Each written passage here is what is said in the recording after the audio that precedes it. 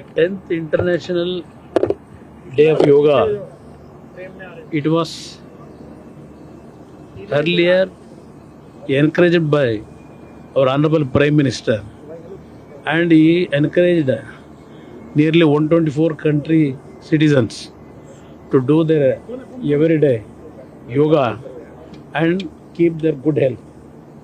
He is the root, a main person to encourage all citizens of this world to practice the yoga and keep their health with good position.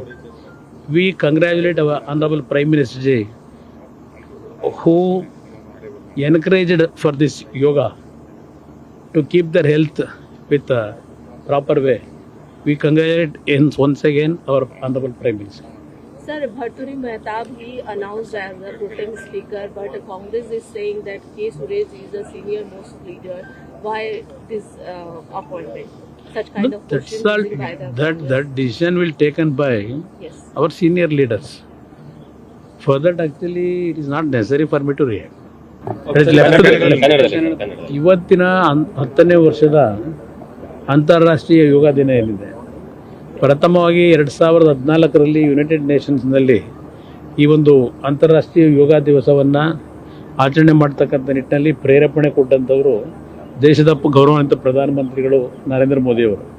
ಪ್ರಥಮ ಬಾರಿಗೆ ನರೇಂದ್ರ ಮೋದಿಯವರು ಮೈಸೂರಿನ ದಸರಾ ಮೈದಾನದಲ್ಲಿ ಸುಮಾರು 15,000 ನಾಗರಿಕರೊಂದಿಗೆ ಯೋಗ ಡೇಯನ್ನು ಪ್ರಾರಂಭ ಮಾಡಿದಂಥದ್ದೇನಿದೆ, ಎಲ್ಲರಲ್ಲೂ ಒಂದು ರೀತಿಯ ಈ ಒಂದು ಯೋಗವನ್ನು ಮಾಡ್ತಕ್ಕಂಥ ಒಂದು ಪ್ರೋತ್ಸಾಹವನ್ನು ತರ್ತಕ್ಕಂಥದ್ರಲ್ಲಿ ಈ ಒಂದು ಪ್ರತಿದಿನದ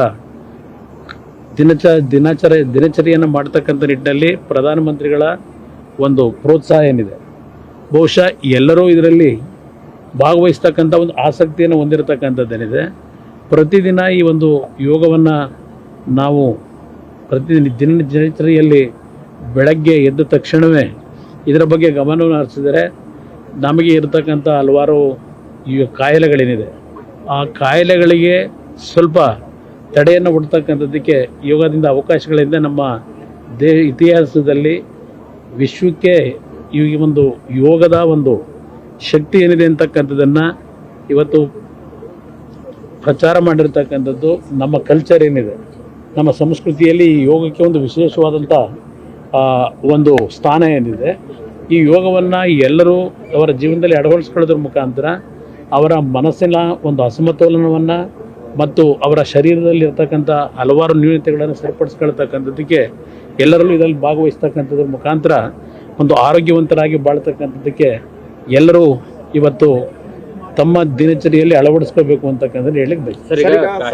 ಕಾಶ್ಮೀರದ ಕಣಿವೆಯಲ್ಲಿ ಪ್ರಧಾನಮಂತ್ರಿಗಳು ಇವತ್ತು ಬೆಳಗ್ಗೆ ಕಾಶ್ಮೀರದ ಕಣಿವೆಯಲ್ಲಿ ಹೋಗಿ ಇವತ್ತು ಅಲ್ಲಿಯ ಜನತೆಯೊಂದಿಗೆ ಇವತ್ತಿನ ಯೋಗ ದಿನಾಚರಣೆಯನ್ನು ಆಚರಣೆ ಮಾಡ್ತಾ ಇದ್ದಾರೆ.